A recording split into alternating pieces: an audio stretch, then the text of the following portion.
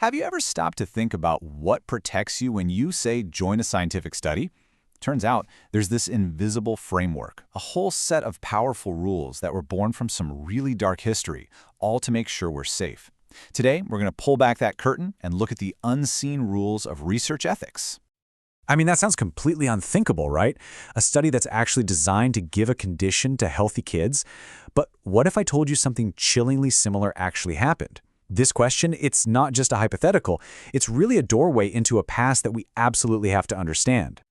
You know, to really get why today's ethical rules are so important, we first have to look at what happens when there are no rules at all. So we're going to dive into a few landmark cases that really expose the shocking potential for harm, all in the name of science.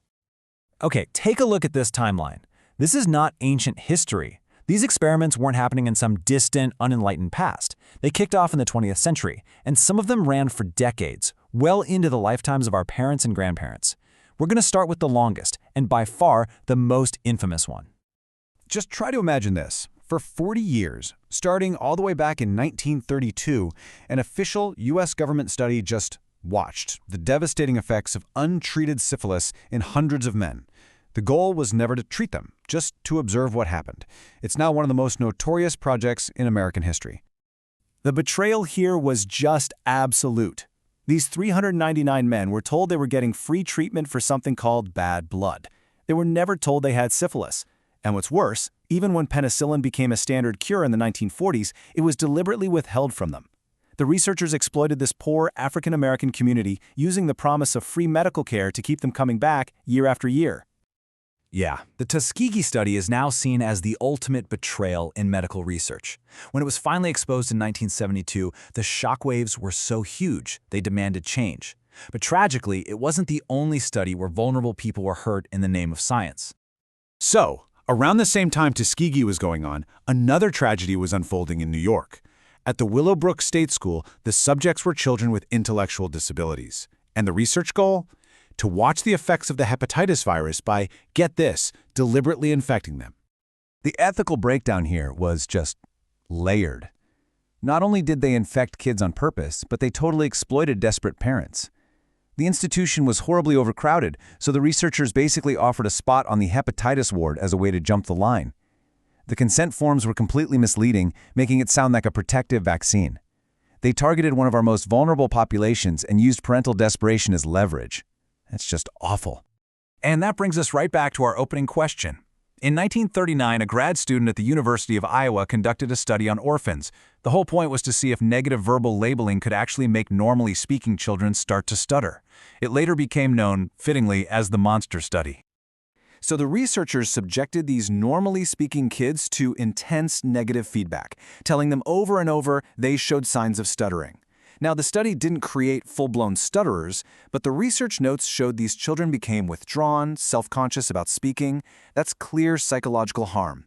They used these orphans as a sample of convenience, placing this huge, unfair burden of risk on kids who had no one to stand up for them and had nothing to gain from it. So, after decades of these abuses finally coming to light, the scientific community and the public were outraged. It was time to build a new way forward, a foundation of clear, powerful principles, to make sure this could never, ever happen again. And this is it, the Belmont Report. Published in 1979, this document was a direct response to the Tuskegee scandal. It is the absolute bedrock of modern research ethics, and it laid out 3 core principles that now govern all research that involves humans. Okay, so the first principle is respect for persons. This one is a direct shot at the deception in Tuskegee. It says that people aren't just subjects, they're individuals who can make their own informed choices. This means researchers have to tell you the truth about a study, and your decision to participate has to be completely voluntary.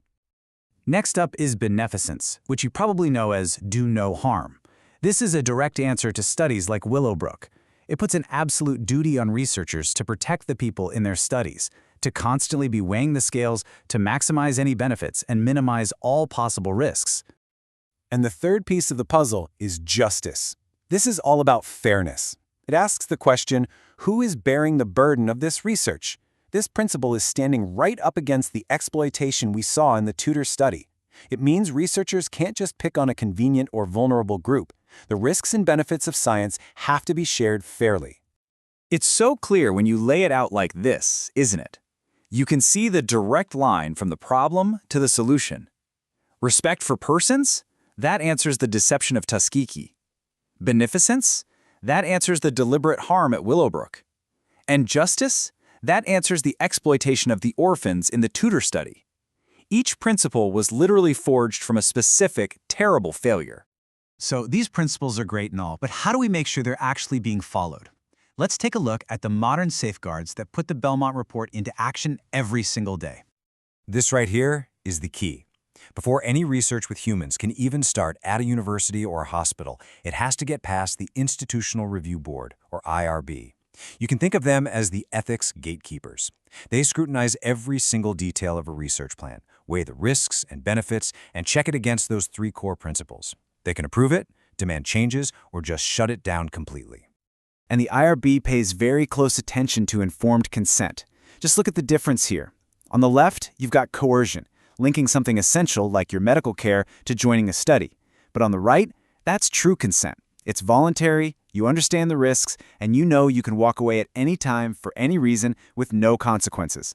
That is respect for persons in action. Now, it would be really nice to think that with the Belmont Report and IRBs, the problem is just solved. But ethical oversight isn't a one-and-done fix. It requires constant, ongoing vigilance. What does this number mean? 8. That's how many research misconduct cases were listed by the U.S. Office of Research Integrity in 2022 alone. Now, a lot of those involve things like faking data, but they prove that the pressure to get results can still push people to bend or even break the rules. And it can still cause direct harm. In a 2017 case, a prominent vision researcher was found to have violated all three principles. They enrolled people who shouldn't have been in the study, putting them at needless risk. They didn't follow their own safety plan, and they even performed HIV tests on participants without their consent. This isn't ancient history. This is now. So the next time you read about some breakthrough medical trial or a new psychological study, you'll have a new lens to see it through. You can look right past the headline and ask the really critical questions. Was consent truly informed? Were the risks minimized? Was the selection of participants fair? Because good science is always, without a single exception, ethical science. And now you can ask the most important question of all. Who is being protected?